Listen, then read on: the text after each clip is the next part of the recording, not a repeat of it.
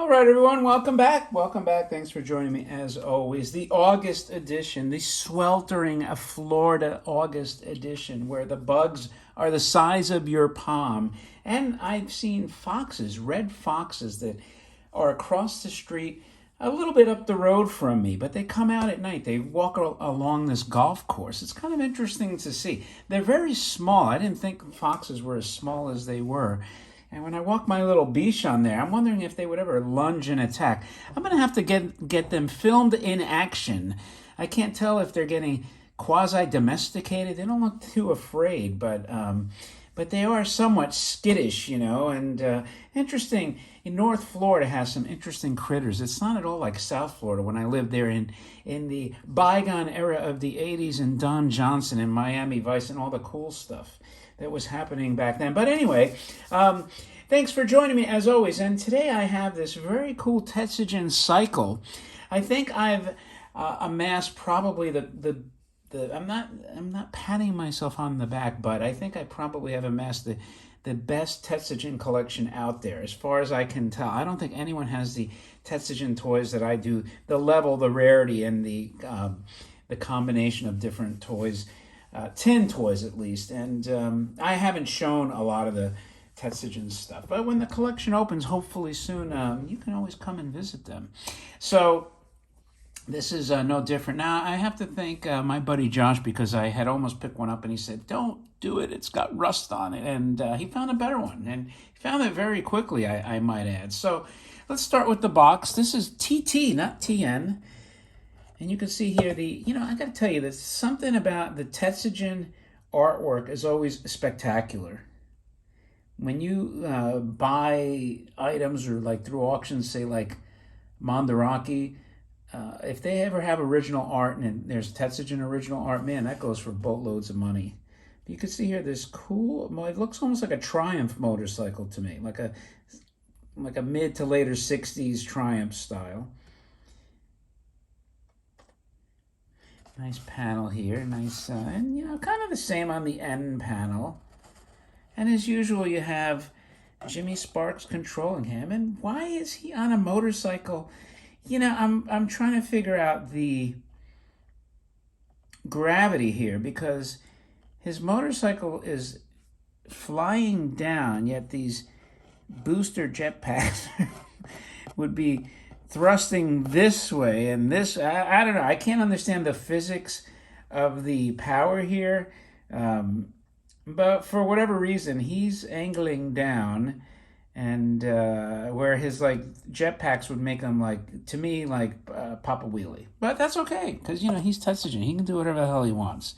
And by the way, look at the little writing under there. Nice cityscape. Now, the toy itself is really nice lithography. This blue is a kind of a unique shade. I haven't seen this particular blue. I know it looks like a common blue, but in person, if you have this in your eyeball, it's like a shade different than, say, like the Kanto Space Patrol tank. So it's a really, really nice blue. It has almost like a teal effect to it. Live in person. In camera, it won't show up. It's got a nice little cockpit here. His face is kind of cool, too. His eyes are lined up. When they press these two body halves, sometimes you have those wonky eyes. Not this one. This one is lined up very straight. He's got some thick, meaty tires, beefy tires on there. Tin is really nice and shiny. Great lithography, great details. The yellow plays off the blue really, really well. But yellow and blue always plays off each other. Nice shading here with the dark blue. These packs, this is the only plastic on the toy, those jet packs. But it gives it a different kind of look to it. So I wouldn't give it a demerit for using plastic on that. And of course, he's got 20 on the license plate. Now, the friction drive on this, and by the way, here's the logo. You see it right there? TT. Made in Japan. And this is a clean example. Now, this, though, I can't really do much on the floor because it's really, really stiff. The rubber on the tire is, see that? Very, very hard to move this. So I could probably use a spot of oil on there. And a surface that's very conducive to running this. So what you could do is just kind of imagine the friction being loose, you just push it along. So, but I can't do that because I would have to like absolutely crater these tires and flatten them in order to give it the kind of push that it would need and force to turn that friction motor. And I'm not going to do that. That's why I turned the friction motor for you so you could see it and hear it for yourself. At some point, is there a way to get this a little bit better lubricated? Man, this is tight as a drum. And there's not a lot of space in there to see like where is. I'd have to have John send me. He's got his little 3-in-1 oil with the prong that sticks in there somewhere, but you can't even see. There's not a lot of opening to see where is the gear, where's the shaft. You can't really see much of anything in there. And then if you put it in there, it might leak. So for now, we will leave it like that, and we will just pretend that it's going.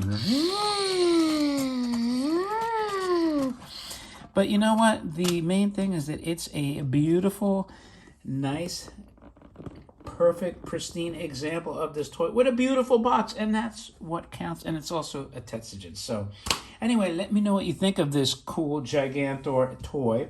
If you like it, thumb up the video, and if you're just browsing by, subscribe to the channel. That would be greatly appreciated, whatever platform you're watching this on. And with that, thanks as always for your time. Greatly appreciated. And leave a remark, I'll respond. Thanks again, my friends, and I will talk to you later.